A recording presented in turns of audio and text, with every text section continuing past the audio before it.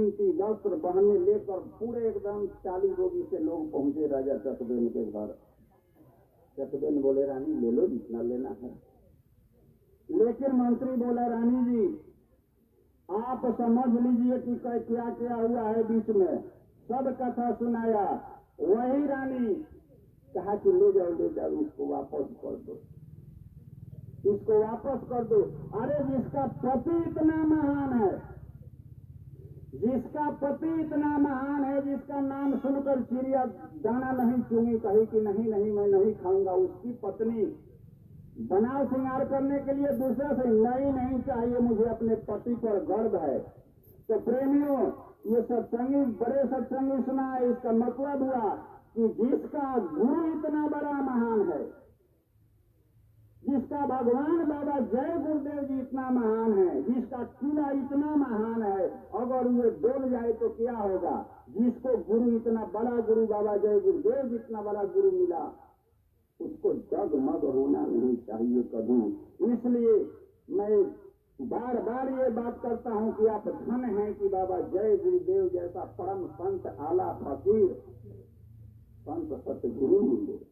इतना बड़ा हमको किला मिला, क्या हमको देकर मथुरा में नहीं गए? बाबा जय गुरुदेव जी ने क्या देकर नहीं गए मथुरा में हम लोगों को? बोल दिया कि मंदिर न भूत न भविष्य, इतना बड़ा मंदिर बना दिया, इसमें बरकत के देवता बैठा दिया, तुमको सब कुछ मिलेगा। विश्वास होना चाहिए, सिर्फ विश्वास होना चाहिए। इसलिए आप डगमग न हो। जितने हमारे सत्संगी प्रेमी यहाँ बैठे हुए हैं अपने कार्य में लगे। बात रहा कि किसी के पास ज्यादा समय, किसी के पास कम समय, लेकिन हम हैं ऐसा। बाबा जय गुरुदेव जी ने एक शब्द में कहा कि तुमको देख कर लोग हमको जानेंगे।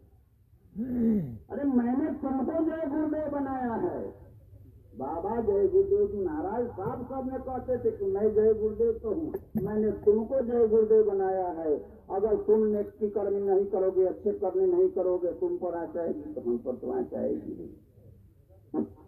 इसलिए ये काफिला हमारा जय गुरुदेव संगत का आगरा बात रोड मथुरा का संगत है। इसको कायम रखने के लिए हमको तन मन धन से हमको समर्पित होना चाहिए। हमारा गुरु सब सुनेगा, हमारा गुरु सब सुनता है, मैं अपने पर अनुभव करता हूँ। बाबा जय गुरुदेव जी ने कहा कि मेरे लिए तुम सब बराबर हो। ये जो बरसाते दया के होगी सब पर बराबर होगी, सब पर बराबर होगी। मैं आगे पीछे करके बराबर नहीं, इसलिए कि मैं जितना दिन से जाता हूँ एक ही बात बाबा जय गुरुदेव जी के मुख से सुना। बाबा जय गुरुदेव जी कहा करते थे कि बछड़ा बहुत दूर रहता है। बाबा जय गुरुदेव जी महाराज कहा करते कि बछड़ा बहुत दूर रहता है लेकिन दूध वही पीता है। हम बिहार के हैं, हम झारखंड के हैं, हम छपरा के हैं, बहुत दूर है लेकिन हमको दूध मिलता है। बाबा जय गुरुदेव जी महाराज कह दिया थई कभी मत बनना मेरे सामने। अगर जिस दिन तुम अठाई बन जाओगे सिर्फ खून मिलेगा, तुमको दूध नहीं मिलेगा, और खून पीकर तुम कितने दिन तक चलोगे। इसलिए बाबा जय गुरुदेव जी की बातें बहुत सी बातें हैं, हमारे बहुत बड़े बड़े सत्संगी हैं। जितने दिन की जिंदगानी मिली है चली जा रही है किनारे किनारे, मेरी ये नैया गुरु के सहारे। गुरु कृपा केवलम, कहाँ गुरु की जरूरत नहीं, कहाँ गुरु की जरूरत नहीं। बाप मातारी ने कहा कि दाहिने हाथ से खाओ बाएं हाथ से मत खाओ, गुरु है। गुरु धरती पर जब से आ गए तब से गुरु की होड़ लग गई, लेकिन सब गुरु से तो ज्ञान हमको नहीं हुआ। गुरु की ज्ञान सबसे नहीं हुआ, इसलिए गुरु कृपा केवलम, गुरु की सेवा करनी चाहिए, गुरु की आज्ञा में रहनी चाहिए। अगर हम गुरु की आज्ञा में न रहें, हमारे करने से गुरु की तो ठीक नहीं है। जय गुरुदेव। मैं गीत भैया से मास्टर से थोड़ा सा करूंगा, हैदराबादी भैया से तू भैया को भेजिए 10 मिनट आए और 10 मिनट ही आए ना 10 मिनट देना होगा समय। बड़ी भाग से इस गाँव में हम लोग आए हुए हैं। एक मैं छोटी सी प्रार्थना रख रहा हूँ।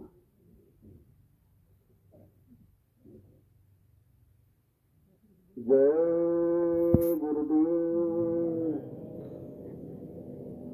कैसे मिलेंगे भगवान सतगुरु के बिना।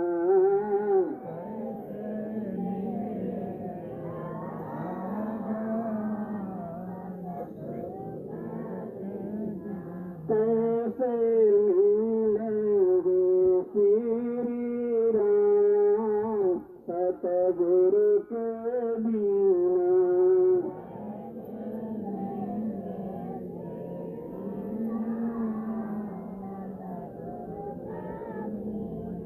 जाता बारा लो चाहे मुंडन कारा लो।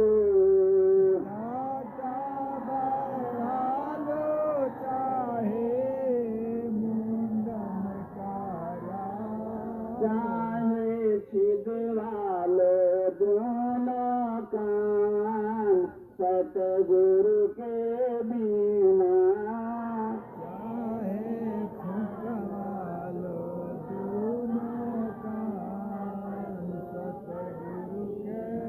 कैसे मिलेंगे श्री राम सतगुरु के बिना। कैसे मिलेंगे सतगुरु के बिना। गंगा नहाई चाहे जमुना नहाई।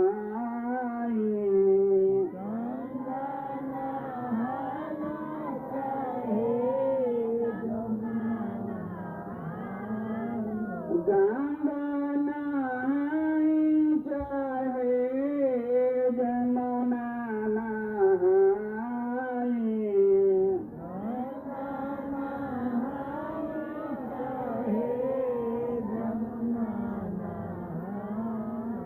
चाहे नहाई चारों धाम सतगुरु के बिना।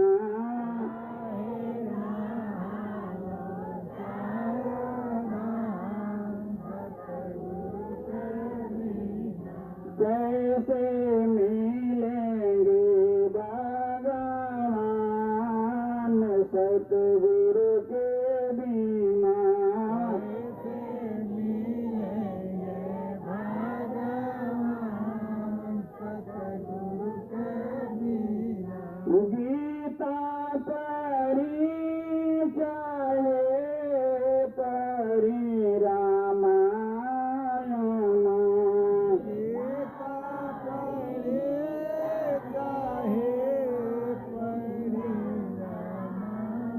गीता पढ़ी चाहे पढ़ी रामायण।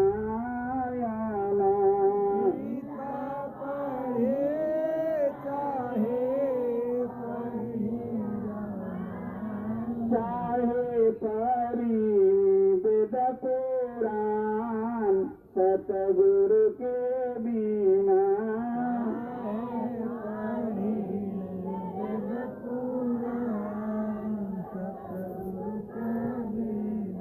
कैसे मिलेंगे भगवान सतगुरु के बिना। कैसे मिलेंगे भगवान सतगुरु के बिना। जय गुरुदेव। इस शरीर में जो जीवात्मा बैठी है, बहुत दूर दूर से रहने वाली राजकुमारी अपने देश छोड़ करके इस देश में आई और आकर इस पंच भौतिक शरीर में कैद हो गई। जो ये प्राण बोल रहा, जो ये जीवात्मा बोल रहा, तड़प रही है इसमें। अगम लोक अलख लोक के रहने वाली राजकुमारी निर्मल निर्मल जीवात्मा इस शरीर में आकर कैद है। क्या है इस शरीर में अच्छा? इस पंच भौतिक में सत्संग प्रेमियों, इस शरीर में कुछ अच्छा नहीं। एक सिर्फ बाबा जय गुरुदेव जी महाराज कहा कि एक सूरत ही ऐसी है जिससे इसका मोल है, नहीं तो जिधर से देखिए इसमें कचरा भरा हुआ है, सिर्फ कचरा निकलता है, सिर्फ कचरा निकलता है। नाक मुंह जहां से देखिए कचरा निकल रहा, लेकिन एक सूरत ऐसी चीज है डिवाइन लाइट जिससे इस शरीर की शोभा बढ़ रही है। बाबा जय गुरुदेव जी ने कहा कि संत शरण में जा करके और सदगुरु से मिल करके कम से कम इस जन्म में, इस मनुष्य के जन्म में, इस जन्म में, इस जोनी में आकर के कम से कम उस जीवात्मा का उद्धार कर दो। जा करके उस जीवात्मा का उद्धार कर दो जो राजकुमारी इसमें बैठ करके कैद है और नाना प्रकार की कष्ट झेल रही है। सुअर में जाकर, बकरी में जाकर, गिद्ध में जाकर, कुत्ता में जाकर, कहां कहां नहीं गई, लेकिन किसी ने साथ नहीं दिया उनका। बाबा जय गुरुदेव जी महाराज ने तो साफ शब्द में कह दिया कि मनुष्य शरीर छोड़कर किसी शरीर में भक्ति हो ही नहीं सकती। तो सब में वह राजकुमारी पौड़ती रही, पौड़ती और कृष्ण मानव शरीर में आई और घोड़ा कर रही है कि ये मानव शरीर, ये सारे 3 हाथ का आदमी, जा तू सदगुरु के शरण में जा और कम से कम मेरा कल्याण तो करा दे। हम लोग कल्याण कराने के मशीन है दीदी, लेकिन अगर हम नहीं चाहेंगे तो कैसे होगा? इसलिए इस जीवात्मा के कल्याण के लिए तो चलो गुरु के शरण जगवश नाता तोड़ के। इतनी बड़ी बात बाबा जय गुरुदेव ने काट दिया। कहा कि नहीं, जग से नाता तोड़ कर मत जाओ। बच्चा जाओ, बाल बच्चे के साथ रहो, हित नाते के साथ रहो, न्योता में जाओ, खूब पूरी कचौड़ी खाओ, लेकिन जितना चाहता हूँ उसको तुम कर दो। साफा शब्द में कबीर साहब ने तो कह दिया कि साफ अलग हो जाओ, बांट जाओ। बाबा जय गुरुदेव जी महाराज ने किसी को कबीर लेने का आदेश, साधु मत बनना, नहीं तो ठेस लग जाएगा, फंस जाओगे, टप जाओगे। उन्हें सब रिश्ते नाते को खोजते हुए तुमको पार करना है और पार